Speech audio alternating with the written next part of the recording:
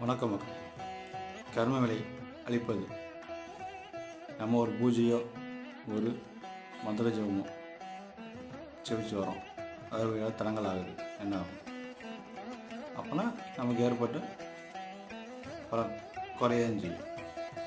இப்போ எப்படி ஒரு இரும்பு தூணில் காந்தம் தன்மை எப்படி வருது, அது தொடர்ந்து ஒரு மாதமோ 2 மாதமோ அதில் இருக்கும்போது திருப்பி காந்தன் வருது.